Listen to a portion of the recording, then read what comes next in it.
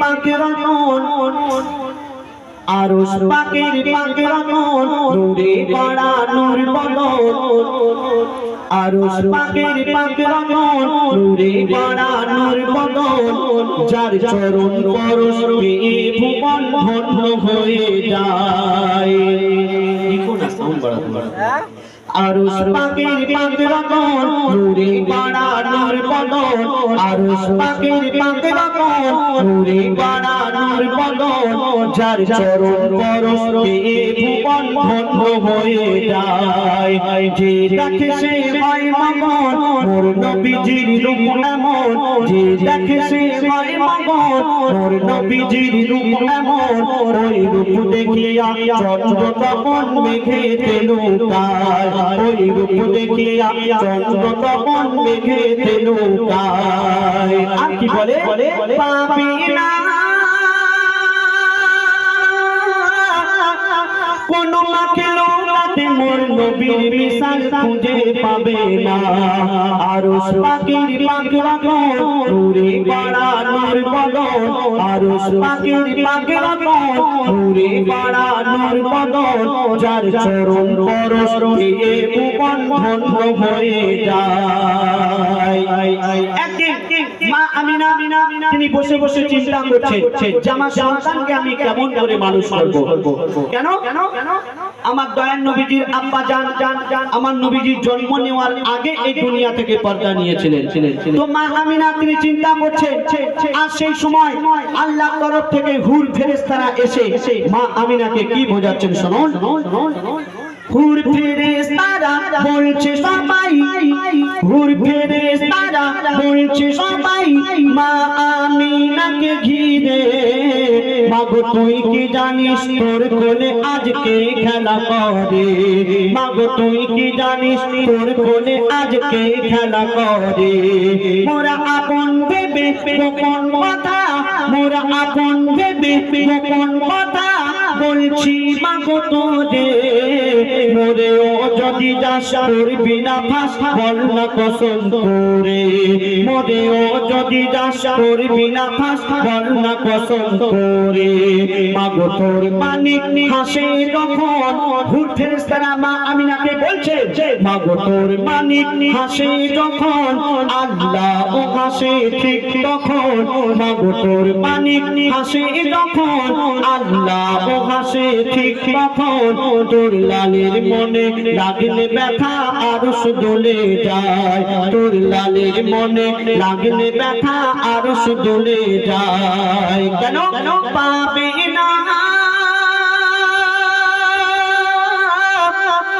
কোন মাখলুকাতে মোর নবীর মিসাল খুঁজে পাবে না। আরশ পাকের মন নূরে ভরা নূর বদন আরশ পাকের মন নূরে ভরা নূর বদন যার চরণ পরশ পেয়ে ভুবন ধন্য হয়ে যায়। একদিন আমার দয়ার রাসূল হযরত বিলালকে ডেকে বললেন বিলাল তুমি আজ কাবার ছাদের উপরে উঠে আযান দাও। কেন এটা আমার আল্লাহর ইচ্ছা। তো হযরত বিলাল তিনি কাবার ছাদের উপরে উঠলেন আর কি করছেন শোনো। কাবার ছাদের উপরে উঠে বিলাল পড়ে যায় চিন্তায় ভাবে কোন দিকে মুখ করে এখন আযান দেওয়া যায় ভাবে কোন দিকে মুখ করে এখন আযান দেওয়া যায়। কেন হযরত বিলাল তিনি কাবার ছাদের উপরে উঠে চিন্তায় পড়ে গেলেন যে আমি কোন দিকে ফিরে আযান দেব। আমি তো কাবার দিকে মুখ ফিরে আযান দিই কিন্তু কাবার ছাদের উপরে উঠে আমি কোন দিকে ফিরে আযান দেব। হযরত বিলাল তিনি চিন্তায় পড়ে গেলেন আর কি করছেন কাবার ছাদের উপরে উঠে বিলাল পড়ে যায় চিন্তায় ভাবে কোন দিকে মুখ করে এখন আযান দেওয়া যায় ভাবে কোন দিকে মুখ করে এখন আযান দেওয়া যায়।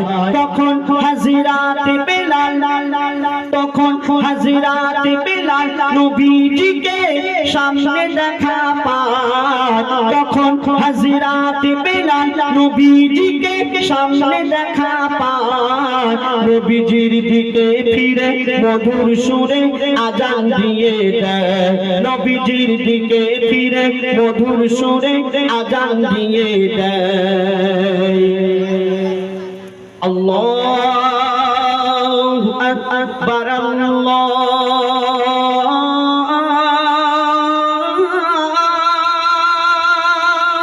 আকবার আল্লাহু আকবার আল্লাহু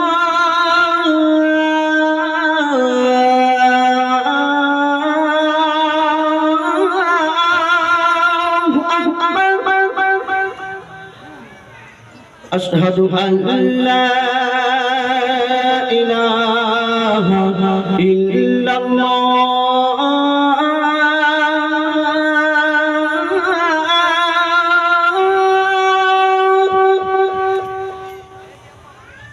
আশহাদু আন্না মুহাম্মাদার রাসূলুল্লাহ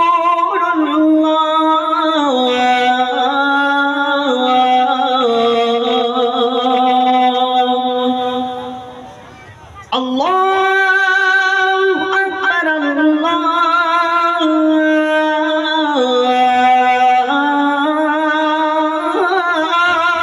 আকবার লা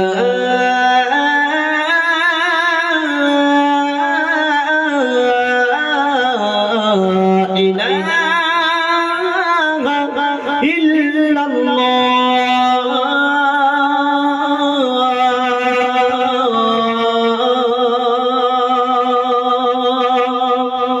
হযরত বেলাল তিনি আমার নবীজির দিকে মুখ ফিরে আযান দিয়ে দিলেন আর আকাশ পানে তাকিয়ে কি বলছেন তুমি আজ সাক্ষী থেকো মোর আল্লাহ হযরত বেলাল বলছেন তুমি আজ সাক্ষী থেকো মোর আল্লাহ রাসূল আল্লাহ আমার কেবলা তুমি আজ সাক্ষী থেকো মোর আল্লাহ রাসূল আল্লাহ আমার কেবলা মোর কেবলার সাথে আল্লাহ গো মোর হাসর যেন হয় মোর কেবলার সাথে আল্লাহ গো মোর হাসর যেন হয় আরশ পাকের পাকরকন নূরে গড়া নূর মদন আরশ পাকের পাকরকন নূরে গড়া নূর মদন যার চরণ পরশ পেয়ে